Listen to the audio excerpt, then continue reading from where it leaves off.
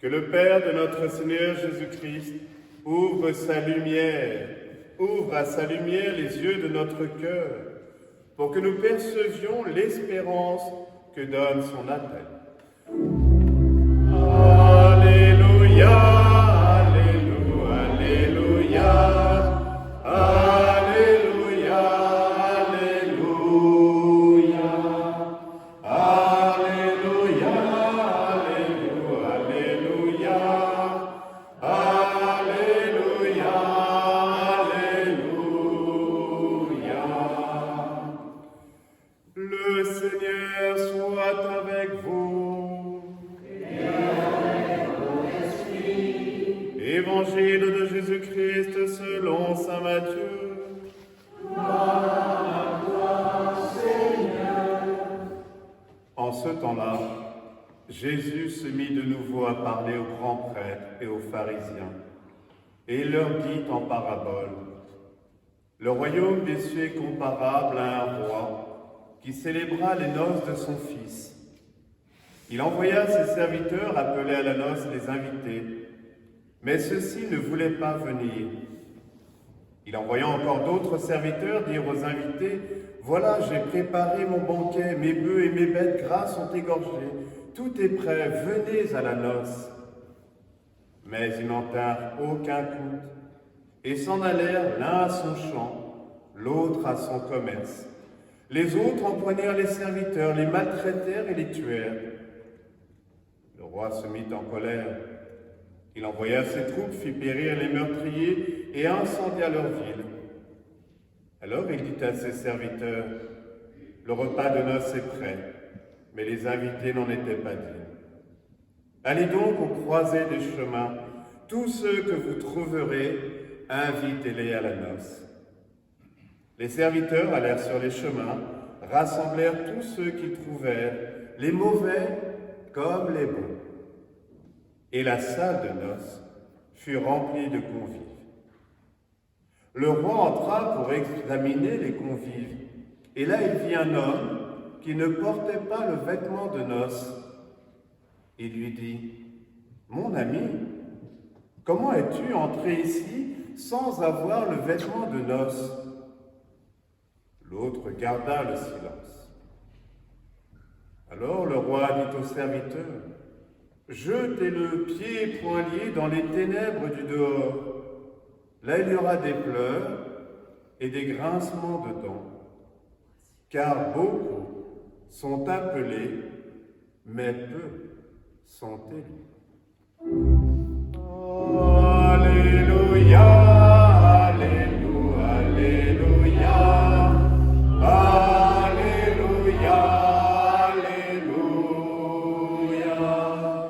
Alléluia, Alléluia, Alléluia, Alléluia, Alléluia.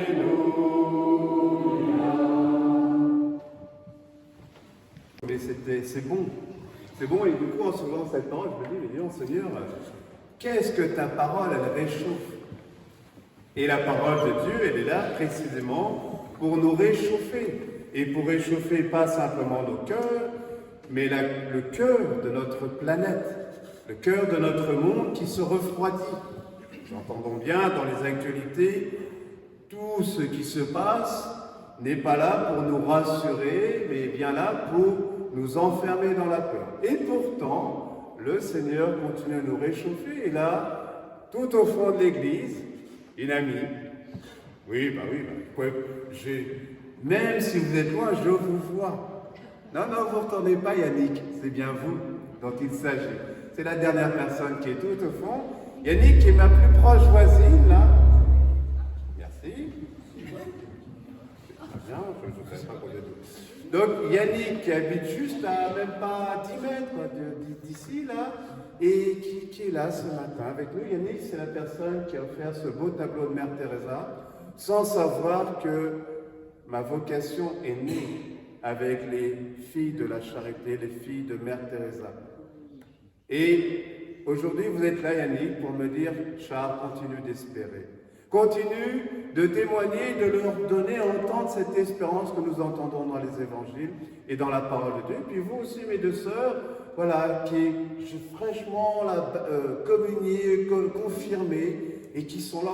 Alors c'est bon, parce que le Seigneur ici prend bien, là, au premier rang, puis là au dernier, comme ça, donc les derniers seront les premiers, et pour nous dire, voilà, recevez, venez recevoir. Et merci Yannick d'être là, merci mes sœurs d'être là pour venir recevoir cette parole de Dieu et pour nous dire, mais accrochez-vous à cette parole. Parce que nous, la difficulté des catholiques de longue date, c'est qu'on est tellement habitués à entendre ces paroles que on se demande des fois si on continue même à y croire. Par exemple, la première lecture, le Seigneur préparera pour tous un festin. Il fera disparaître le voile de deuil qui enveloppe tous les peuples et le linceul qui couvre toutes les nations. Il fera disparaître la mort pour toujours. On peut se dire, mais Seigneur, c'est pas vrai. Ta parole, tu nous dis ça, mais on voit bien que la mort, elle est là. Elle est là même presque au pas de notre porte. Alors on a du mal des fois à continuer à en croire, effectivement. Et pourtant, en ce jour-là, on dira, voici notre Dieu, il nous a sauvés, c'est lui le Seigneur, il nous a sauvés. Est-ce que nous croyons encore aujourd'hui, nous, catholiques, que le Seigneur nous a sauvés, ou est-ce que nous croyons ce que nous entendons simplement dans les actualités? Et si nous croyons qu'il nous a sauvés, qu'est-ce que nous devons justement entreprendre pour manifester ce salut offert à tous?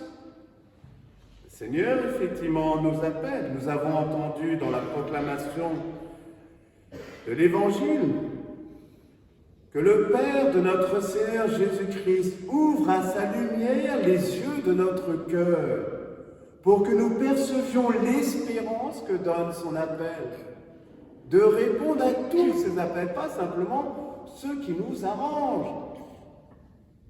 Oui, nous répondons à l'appel de la messe, mais l'appel du vendredi soir, l'appel de venir recevoir justement sa miséricorde, son pardon pour le monde qui continue à se diviser, à se déchirer. Est-ce que nous croyons encore qu'il est venu sur cette croix en disant « Père, pardonne-leur, ils ne savent pas ce qu'ils font » Est-ce que nous croyons qu'il détruit la mort, qu'il détruit le péché sur cette croix? Est-ce que nous allons répondre « Je peux tout », nous dit saint Paul dans la seconde lecture, en celui qui me donne la force. Mais la force, il faut venir la recevoir. Si nous ne venons pas la recevoir, comment la redonner à tous ceux justement qui se laissent enchaîner dans la vie? Et nous-mêmes, frères et sœurs, demain, on vient dans nos écoles, là, quand ça arrivé, ou chez nous, même moi, je vous dis, je risque de réagir, mais avec de la violence. C'est humain, c'est humain. Et alors, sur qui nous allons pouvoir mettre notre confiance pour ne pas tomber dans cette escalade de la violence? Il n'y en a qu'un. Il n'y en a qu'un qui l'a fait. Qu'il a pris sur lui toutes nos violences, tous nos péchés. Ne mettons pas notre confiance en nous. On voit bien que la violence se rapproche. Les signaux d'alarme sont en rouge. Est-ce que nous en prenons conscience? Je poursuis.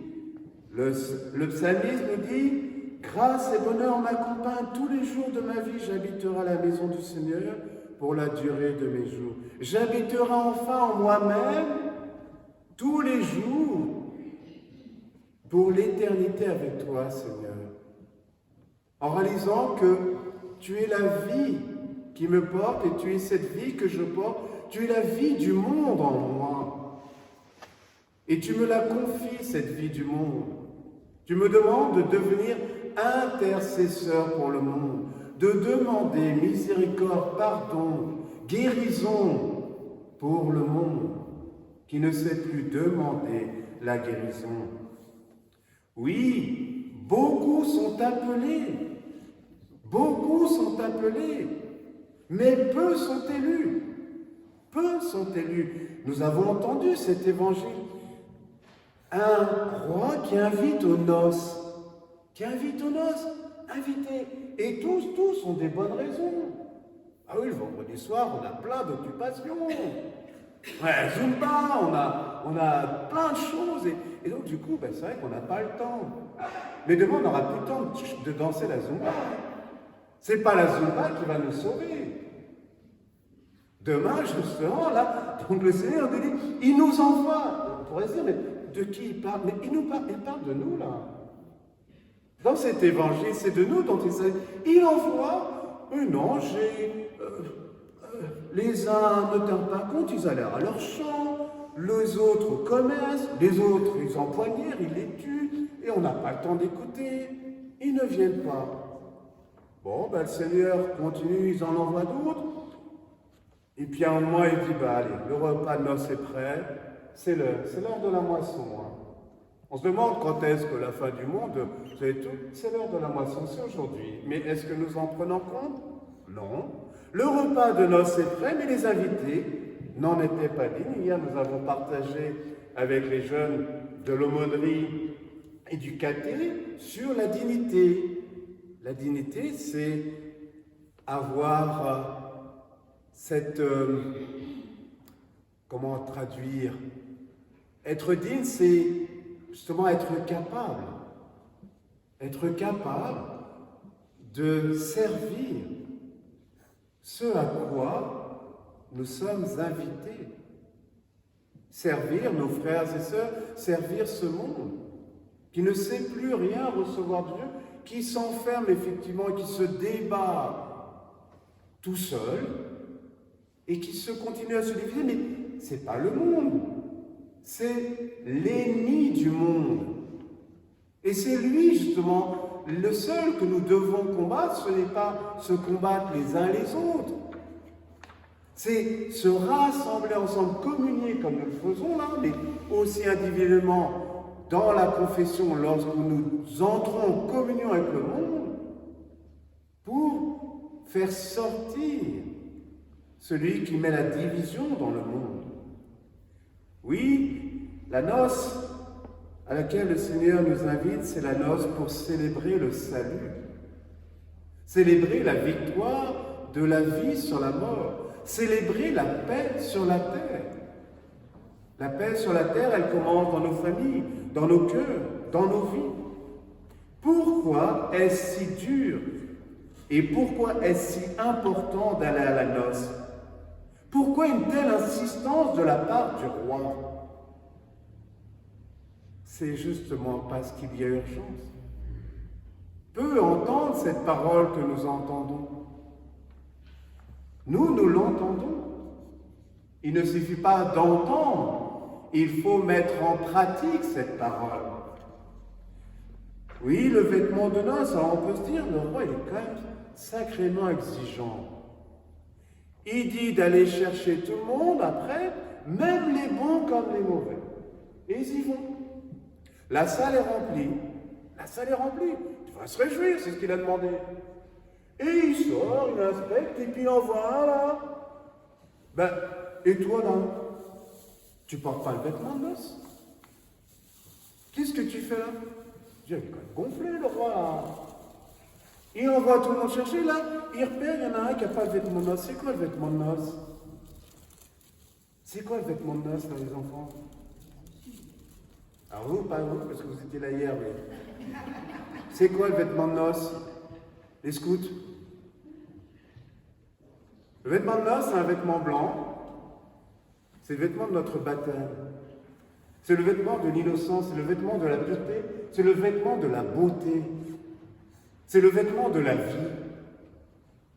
Et alors, effectivement, le vêtement de noces, c'est aussi le vêtement de la dignité, de celui qui est responsable. Lorsque nous sommes baptisés, nous ne sommes pas baptisés pour nous. Nous sommes baptisés pour le monde. Nous sommes ce levain dans la pâte pour lever la pâte humaine et révéler ce monde. Oui, nous n'entrerons pas seuls, frères et sœurs, au paradis. Nous n'entrerons pas par effraction. Dieu nous a confié le ministère du salut pour la multitude. Nous entrons en disant, la paix soit avec vous, allez dans la paix du Christ, recevez cette paix. Nous allons chanter « La paix aura ton visage » ou Donne-nous la paix » en nous enlevant les péchés du monde. Mais si nous ne venons pas déposer les péchés du monde, ce n'est pas simplement nos péchés dont il s'agit. Nous voyons bien que le monde est pécheur. Il n'y a que nous qui pouvons y aller. Alors pourquoi mégoter? Nous voyons bien, nous avons entendu ce drame-là, chez nous encore, à 1 an presque jour pour jour, de l'assassinat honteux de Samuel Paty. Qu'est-ce qu'il faut attendre? Qu'est-ce qu'il faut attendre? Oh, je le dis hier, je vous le redis aujourd'hui. Je vous le redis. Hier, ils m'ont entendu. Alors, désolé, Laetitia, parce que là, ça fait 3 fois que tu entends le Père Charles. Lucienne aussi, qui est là, je crois, j'ai vu. Voilà. Alors, je dis, Père Charles, il est quand même... il est rosse, comme on dit au pays. Il est rosse. Il est rosse, mais parce que, justement, hier, nous avions tous les enfants du caté, de l'aumônerie chrétienne étaient là. Toute cette jeunesse, tous ces scouts qui sont là. Ils ont besoin de grandir dans un monde en paix. Et ça, c'est notre devoir. On est dans un pays, on est dans un monde où tout le monde se préoccupe des droits. J'ai droit à ceci, j'ai droit à cela. Mais les devoirs, les enfants, si nous ne faisons pas nos devoirs, la note, elle sera à 0. Le résultat, il sera mauvais. Alors, je disais, ce que je vous propose, puisque le vendredi, il y a Zumba ou autre chose, c'est de venir 1 demi-heure avant chaque messe. Et je vous attends. Je vous attends justement. Et si ça ne change pas, ne vous étonnez pas un dimanche, vous verrez sur la porte de l'église, curé en grève. Curé en grève. Et je vous mettrai en dessous, et c'est filmé, pour bien vous dire que c'est du sérieux. Je vous mettrai le numéro de Monseigneur Stanislas Lalanne. Et vous l'appellerez. Et vous lui demanderez qu'est-ce qui se passe. Pour vous faire réagir. Pour nous faire réagir. Pour nous dire qu'aujourd'hui, plus que jamais, il y a une urgence. Alors ne perdons plus notre temps à mégoter. Demandons au Seigneur, oui, de revêtir ce vêtement de noces, celui de la miséricorde. Apprenons à devenir des intercesseurs pour le monde, en implorant et en recevant la miséricorde de Dieu pour le monde. Lui seul peut sauver le monde. Ne comptons pas sur nos forces ou sur les puissants de ce monde. Il n'y a qu'un seul Père sur la terre, c'est Dieu. Demandons à Dieu de nous ouvrir nos oreilles, de nous redonner la vue du cœur pour sauver la vie. Et merci Yannick de continuer à dessiner aussi la vie. Et il y avait une histoire comme cela où on disait « C'est la fin du monde, qu'est-ce que vous faites? Moi je m'en vais sur une île, il y en a un autre, je vais me cacher dans un bunker. Et un enfant qui lui joue au ballon et dit « Moi je continue à jouer ». Alors jouons notre partition, mes frères et sœurs, la partie est déjà gagnée puisqu'il nous assure qu'il a sauvé le monde.